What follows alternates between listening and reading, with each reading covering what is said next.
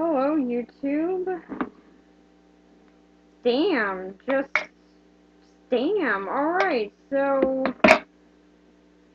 a lot happened in this episode. Now, I think that the best way to start talking about this episode is to actually talk about what's going on and then save all the cool stuff that happens in it till the end. So, pretty much in this episode, Ezra, Kanan, and Ahsoka are all going to a Sith temple to learn more about the Sith and how to defeat them. And while they're there, they bump into some inquisitors. Yeah, am I the one who's getting really tired of the inquisitors? I mean, come on. How many inquisitors are there? I mean, apparently the newest one that came into this episode, who also dies in this episode. This video started off with a spoiler alert, so I should have known there would be spoilers coming. But yeah, this new inquisitor is apparently the 8th one. They call him the 8th brother. So apparently there are at least 8. Yeah. I mean, okay, it's kind of cool to see, like, all these new Inquisitors coming in and all these new lightsabers that they have, which are really awesome, and I really do like seeing their fighting styles and techniques. But, man, does it get boring at times. I mean, if you want to show the Inquisitors, that's awesome. I'm completely for it. Can we see all the Inquisitors in one place or something? I would totally watch that. Having an episode just all about the Inquisitors just hanging out in an Inquisitor temple. I don't know, somewhere, wherever the Inquisitors hang out. That would just be awesome. Why can't we see that? But yeah, they bump into the Inquisitors, but they also meet up with an old foe, Maul. I will talk about his incredibly convoluted plot later. So, yeah, let's just say there is a lot to talk about with his plan. But they also meet up with Darth Vader. And he is by far the best part of this episode. But I will save him until the end. Because he's just the best part. I really want to save him. So, yeah, do they get the knowledge that they came here to get? Well, kinda. They get a Sith holocron in the end, which is pretty cool. And Ezra can somehow open it. How did he go about opening this? He's not a Sith.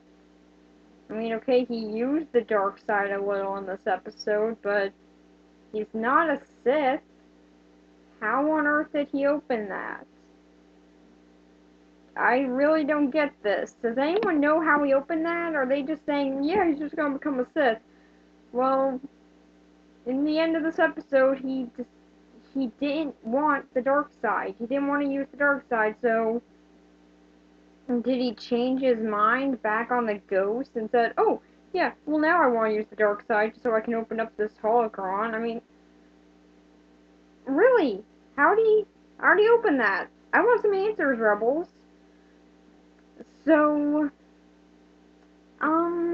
this episode, I will say, there are some very cool things about it, but there are also some problems with it. I think that the best way to describe it is that it's sort of like the first episode of Mortress in the Star Wars The Clone Wars series. Yeah, you remember those episodes with the father, the daughter, and the son? Yeah, best episodes. I watched those episodes immediately after watching this one. I need a reminder of when Anakin and Ahsoka were friends again. But yeah, I watched those episodes immediately after watching this one, and I will say there are some similarities. But I think that this episode, the season finale, does come closest to the first episode of the Mortress episodes, which is a great episode. It starts things off really well. And I think that's sort of the best way to describe it, is that it's starting things off.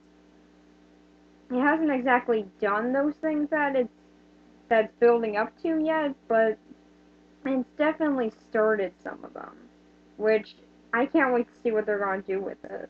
I mean, they stirred up some really cool things here, and I cannot wait to see where it goes. But then there are also some things in it that I didn't really like, along with the Mortress episodes. Yeah, there are some good things, there are some bad. Um, and this episode does definitely have both of those. Like, the main thing I'm gonna rant about, Maul's plan. Yeah, so you're now going on to Maul. What to say about Maul's plan? Oh my god, is he asinine? Okay, so his whole entire plan here is to get us Sith holocron, which he wasn't able to get on his own, so he was just kind of hoping that another person who uses the Force will come down into the Sith Temple, not anyone who just, goes onto this planet and bumps into this place by accident due to fragile ground. No, it's clearly gotta be a Jedi who's going to fall down here, and obviously it's going to be a Padawan who does not know anything about Maul, which will be very convenient to his plan. And so clearly that's what's going to come down here to help him out with his plan. He really had to bet a lot on circumstances here because, oh my gosh, okay, so his plan, getting a Sith holocron, he can't lift the rocks by himself. He needs someone else. Who was he gonna get? I mean, if Ezra didn't fall down here, who else was he going to work with? Is he gonna trick Ahsoka into this or something? Did he know that they were even coming here? Or did he just so happen to be here at that exact time? Did he meet up with Yoda and said, hey, can you bring these three over to, Malachor so then, I can just get this little issue that I have out of the way? And then did Yoda just say, okay, I'll do that because, why not? Why not just mess around with these guys? It could be funny. I mean, like, really, what? Were they teaming up? Were they not? Did he just so happen to be here and that's just like, complete circumstances? Like, just sort of something that happened?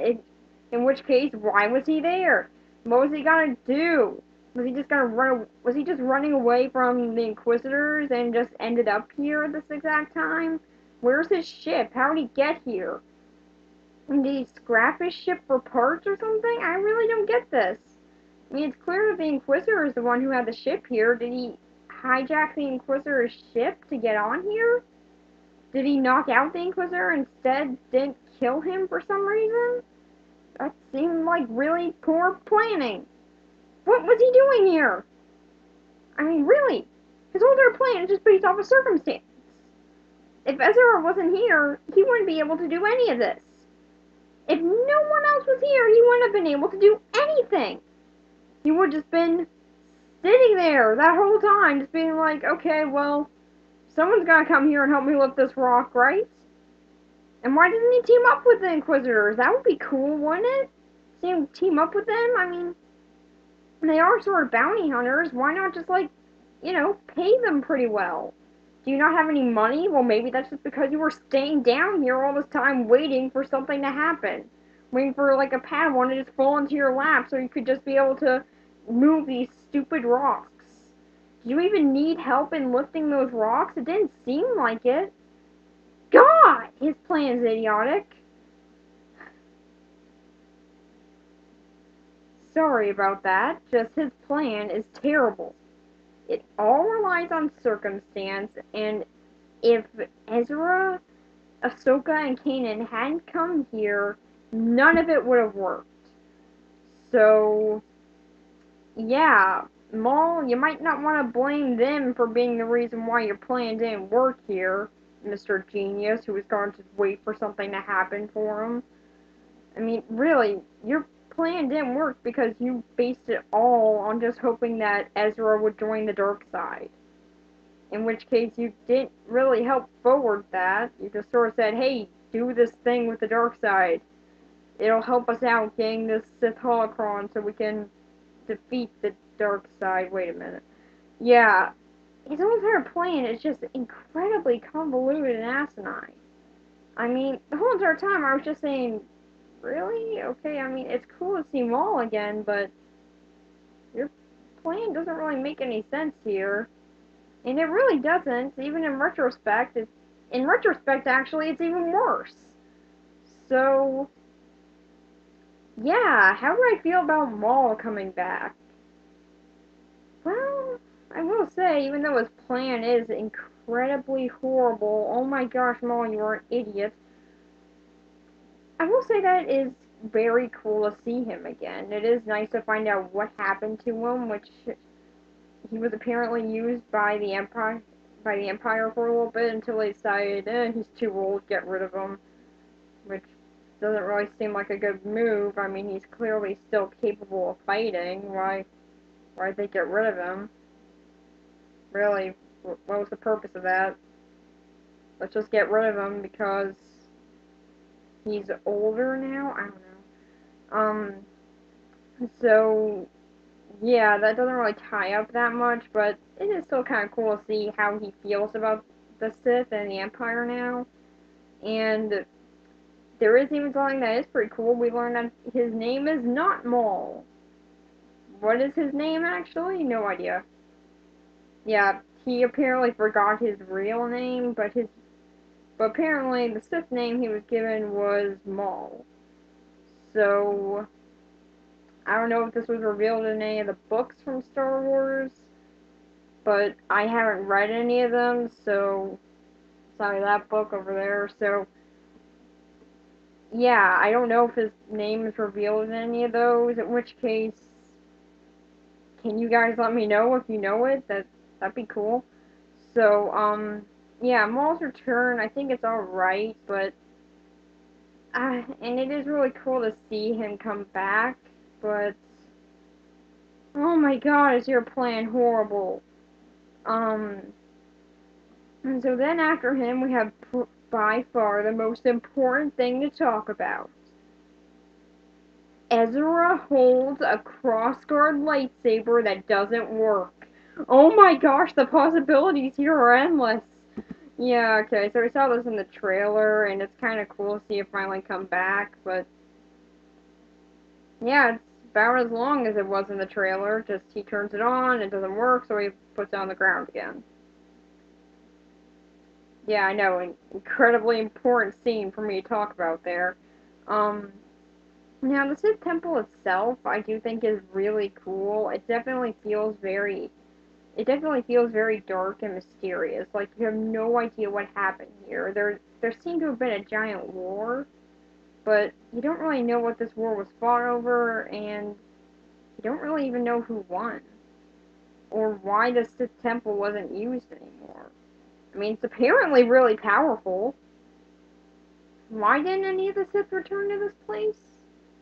Really, this whole entire place, it seems like it was pretty useful to the Sith. I mean, Vader came after it, so why did they wait so long to go after this? Did they just decide, we procrastinate on this? I mean, no one's gonna come there. Oh crap, there are some Jedi going there. Hey Vader, you want to take care of this? I mean, like, is that really what they did? I mean, I really don't get it. Why'd they spend so long thinking about going to this place? Seems like it would have been pretty important to go there beforehand, but I don't know, maybe Maul was too big of a threat just sitting down there waiting. So, yeah, it is a pretty cool Sith temple, and I really do like the design of it. It looks very creepy, it's very ominous, so I do enjoy that. So after this, so now we also, of course, we have to talk about Ahsoka and Vader's fight. And I gotta say, this is the best part of the episode. This is a really emotional fight, especially after having watched the Clone Wars and seeing their friendship really been put to the test so often. This is a really sad fight to watch. And I think that Vader even summed it up best by saying, our long-awaited fight has come at last. That's pretty much what every fan was saying about this. And I'm not gonna lie, I'm one of the people who was saying this as well. I was I am so ready to see this fight, and when it finally did come, I gotta say, it was pretty awesome. I really do love seeing them fight. I do love seeing that that Ahsoka's even kind of a match for Vader, and it's even nice to see that Vader even had like a little bit of a second where he stopped trying to fight her. Like there's this one moment where they're just standing there looking at each other. That is just the best moment in the whole episode. It's just them standing there staring at each other. Anakin even kind of looks like, well, should I really kill her? I mean, she was my apprentice. Nah, I'm gonna kill her anyway. So, it's a really cool fight to see, and I do love seeing it. Their friendship has finally been put to that mile. The thing that fans have been waiting for has finally come. And in the end, Ahsoka's apparently alive and walking back into the Sith temple. Why exactly? I guess because the temple was destroyed, so that might have stopped their fighting. But I think it might have been a bit better if she did die in the fight. I think that would just show how far Anakin has gone. Um, but yeah, this is a very sad fight to see. If you ask me, the only thing that would make this fight even better is if Anakin at one point, just one point, were to have called her Snips. If that happened, oh my gosh, this would have been such a great fight. I mean, seriously, when his helmet was cut in half, I was seriously hoping that there would have been one moment where he just called her Snips. I was seriously just looking at that. I was just like, okay, she called him Anakin. Is he gonna call her Snips? Please call her Snips. And then he didn't. I was just so disappointed. But yeah, if that had happened, that would have been great. That's like the only thing I was upset that didn't happen in their fight. That's like the only thing I was upset about. But outside that, their fight was great. I really loved seeing it. I think that the best part of it though was just them standing and looking at each other. There, I think that part just sort of showed how far they've come after this, how far after the Clone Wars things have changed. And it's really sad to see, I gotta say. Um, and Anakin even offered her a way out, which was kind of nice of him. I mean, he didn't really have to do that. I mean, it is kind of nice to see that at first he was just saying, we don't have to fight. Could just join me, this could happen, this could work out. But of course, she doesn't take it, so that kind of sucks. Really kind of want to see them fighting alongside one another again. So I guess I could just go watch Clone Wars for that. This is seriously such a sad fight. Um, and so after the fight, there are two more things to talk about. One being Ezra's sort of path with the dark side here, and I will say it is kind of cool to see. I mean, it is pretty awesome to see him sort of going slowly to the dark side. Like, he is using the dark side a bit, but he's using it for good reasons. So, that is really cool to see. It is something that has been foreshadowed on this show, and it is really cool to see coming up finally. It's nice to see that this is actually happening, but I don't really think that he's gonna join the dark side. Just saying, it doesn't really seem like that's the route that they're going here. I mean, if they were, then I don't think that this episode would have really ended off saying, like, okay, he teamed back up with Kanan at the end. Yeah, I don't really think that's how it would have ended if that's what they were going to do, but I don't know, we'll just have to wait and see. He was able to open a Sith holocron, so maybe I'm wrong. And there was one more thing I want to talk about with Ezra here, is his lightsaber was destroyed. I know this is kind of a minor issue here, but that is honestly my favorite lightsaber. No lying here at all. That is my favorite lightsaber. Wanna know why? Because the lightsaber and it's also a gun. That is awesome. Why did they have to destroy that? I love that lightsaber. It is a lightsaber, is a sword, is a gun. It has a hand, it has a wrist guard. That is so awesome. I love that lightsaber. Why did it have to get destroyed? Why? Please say that he's going to rebuild it. I really want to see that thing come back. Yeah, I just really want to see that lightsaber come back again. It was so cool. And so now for the final thing that we're going to talk about, it is Kanan. And I will say, what happens to him here is really cool. So this part is definitely major spoilers. I know the rest of this has been spoilers, but this one, pretty big spoiler. Kanan loses his eyesight. Yep. Maul turns back on with the lightsaber, and all Kanan can see now is red.